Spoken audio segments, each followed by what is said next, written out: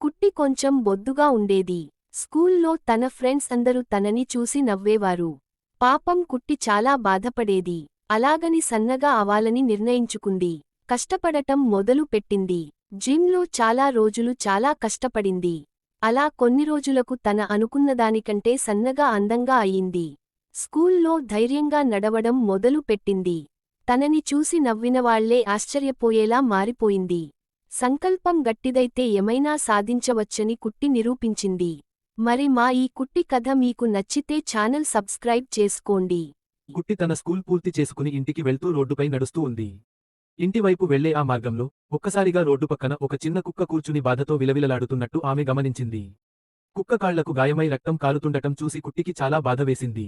కుక్క నడవలేక వేదనతో కూర్చుని ఉంది. వెంటనే కుట్టి పరుగెత్తి వెళ్లి ఆ చిన్న కుక్కను జాగ్రత్తగా తన చేతుల్లోకి ఎత్తుకుని ఇంటికి తీసుకువెళ్ళింది. ఇంటికి వెళ్లిన తర్వాత కుక్కకు చికిత్స చేసి ఆహారం పెట్టింది. మొదట్లో భయంతో వణికిన ఆ కుక్క కుట్టి ఇచ్చిన ప్రేమను గ్రహించి క్రమంగా ప్రశాంతమైంది. కుట్టి ముద్దుగా దాని తల నిమిరి సాంత్వన ఇచ్చింది. ఆ కొద్దికాలంలోనే కుట్టి మరియు ఆ చిన్న కుక్క మంచి స్నేహితులయ్యారు. మా ఈ ముద్దైన స్నేహం మీకు నచ్చితే దయచేసి మా ఛానల్ను సబ్స్క్రైబ్ చేసి మా ప్రయాణంలో భాగస్వాములు అవ్వండి. దోలు దగ్గర ఒక పెద్ద ఆపిల్ చెట్టు ఉండేది. ఒక రోజు దోలు చెట్టుని చూశాడు. అరే, కాయలు తగ్గిపోతున్నాయే అని ఆశ్చర్యపోయాడు. కొంతసేపటికి ఒక ఆవు వచ్చి మున్మున్ము అంటూ కాయలు తెంపడం మొదలెట్టింది. ఆవు అది కాయలు తన గంపలో వేసుకుని వెళ్తుంటే దోలు కళ్ళు పెద్దవయ్యాయి. ఏరా, ఇది ఎక్కడికి తీసుకెళ్తుంది అని దాని వెనక వెళ్లాడు.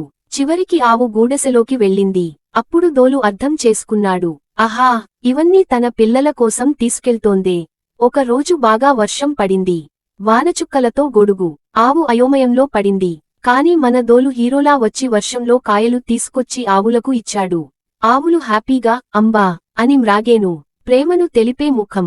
కాని మన దోలు మాత్రం చివరికి ఏడుస్తున్నాడు. ఎందుకంటే మీరు ఇంకా ఛానల్ని సబ్స్క్రైబ్ చేయలేదే. ఎంత మంచి పని చేసినా దోలు కోసం ఒక లైక్, షేర్, సబ్స్క్రైబ్ చేయండి. కుట్టి ఒక పెద్ద బస్సు కట్టాలని అనుకుంది. కాని అది సాధారణ బస్సు కాదు, నారింజలతో చేసిన బస్సు. ఆమె స్నేహితురాలు మరియు ఒక చిన్న కోతి కూడా కలిసి సహాయం చేయసాగారు. అందరూ కలిసి నారింజలతో ఒక అందమైన బస్సు కట్టేశారు. కుట్టి చాలా సంతోషంగా ఎగిరి ఎగిరి నాట్యం చేసింది.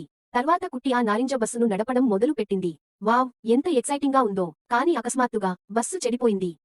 అన్ని నారింజలు రోడ్డుమీదకు పొర్లిపోతూ వచ్చాయి. కుట్టి రోడ్డుమీద కూర్చుని ఏడవడం మొదలు పెట్టింది. ఎందుకంటే మీరు నా ఛానల్కి ఇంకా సబ్స్క్రైబ్ చేయలేదు కాబట్టి.